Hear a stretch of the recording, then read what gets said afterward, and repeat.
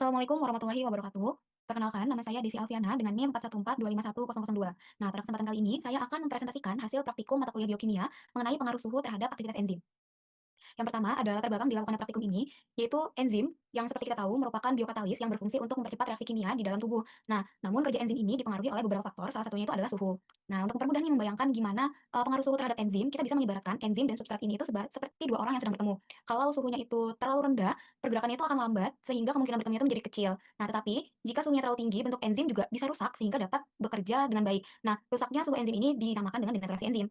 Oleh karena itu, setiap enzim memiliki suhu optimum, yaitu suhu terbaik agar reaksi berlangsung maksimal. Nah, tujuan diadakannya praktikum ini, yaitu yang pertama, untuk mengetahui dan menganalisis perubahan dan pengaruh suhu terhadap reaksi enzimatik.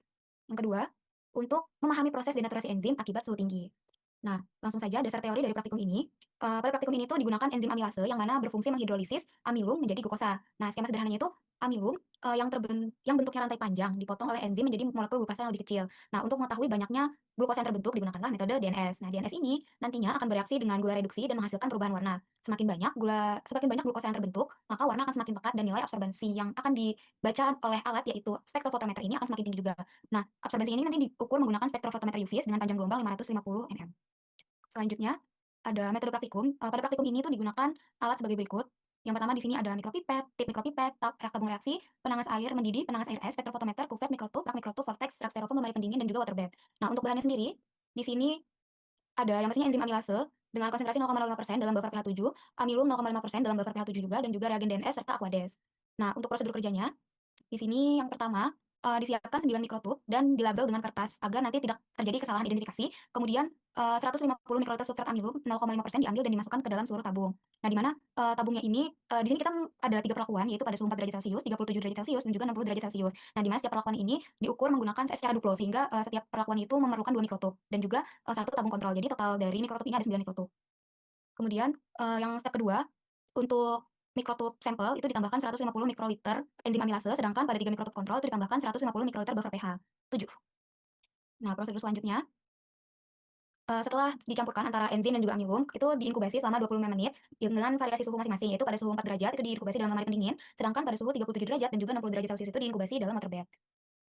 Nah, setelah proses inkubasi selesai, hasil inkubasi itu ditambahkan 900 mikroliter reagen DNS dan kemudian dihomogenkan menggunakan vortex. Selanjutnya, setelah dimungkinkan, ke-9 mikrotub tadi itu, dimasukkan ke dalam penangas air mendidih selama 8 menit. Setelah selesai dimasukkan ke dalam penangas air mendidih, kemudian didinginkan dalam penangas air es selama 7 menit.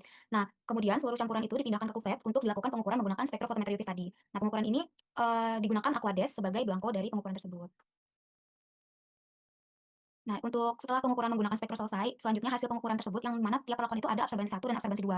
Nah, selanjutnya itu dilakukan perhitungan konsentrasi dari absorbansi tersebut berdasarkan persamaan kurva standar glukosa yang telah diperoleh pada praktikum sebelumnya.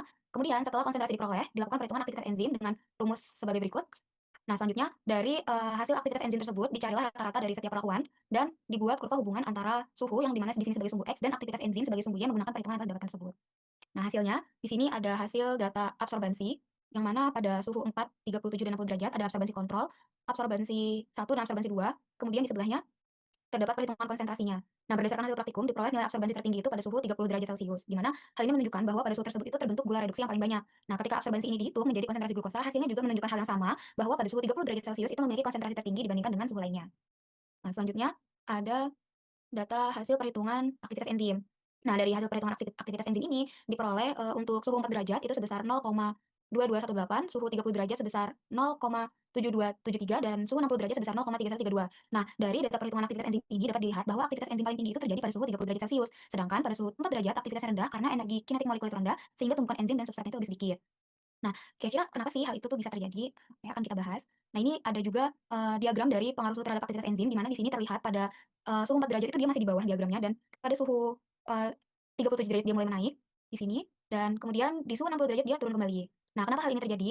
Mmm, Hal ini terjadi itu karena suhu yang pasti karena suhu mempengaruhi energi kinetik molekul. Nah, untuk memudah memahami maksud dari teori ini tuh, kita bisa membayangkan enzim dan substrat itu seperti orang yang saling bertabrakan di suatu ruangan. Nah, pada suhu rendah, pergerakan molekul menjadi lambat sehingga tumbukan antara enzim dan substrat itu lebih sedikit. Akibatnya, pembentukan kompleks enzim substrat ini menjadi tidak optimal dan produk glukosa yang dihasilkan juga sedikit. Nah, oleh karena itu aktivitas enzim pada suhu 4 derajat itu menjadi rendah. Nah, kemudian pada suhu 30 derajat, energi kinetik molekul itu berada pada kondisi yang optimum. Pergerakan enzim dan substrat itu menjadi lebih aktif sehingga, frekuensi tumbukan itu meningkat dan pembentukan kompleks enzim substrat itu berlangsung secara maksimal. Nah, karena itulah pada suhu 30 derajat Celcius ini diperoleh aktivitas enzim tertinggi yaitu sekitar 0,7273 tadi.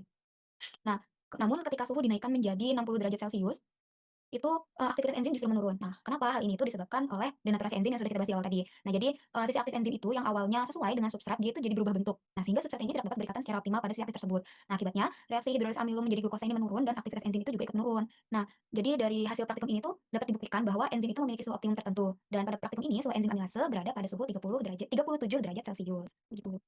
Nah, oleh karena itu, berdasarkan praktikum yang telah dilakukan, dapat disimpulkan bahwa suhu mempengaruhi aktivitas enzim amilase, yang mana, di sini aktivitas optimum itu diperoleh pada suhu 30 derajat Celcius. Nah, sedangkan suhu terlalu rendah itu menyebabkan reaksi lambat dan suhu terlalu tinggi itu menyebabkan denaturasi enzim sehingga aktivitasnya menurun. Nah, saran untuk penelitian selanjutnya agar hasilnya itu lebih akurat lagi, diperlukannya penelitian pemipetan yang lebih tepat lagi dan juga, suhu inkubasinya harus stabil, juga mungkin agar diagramnya lebih detail itu bisa menggunakan variasi suhu yang lebih banyak.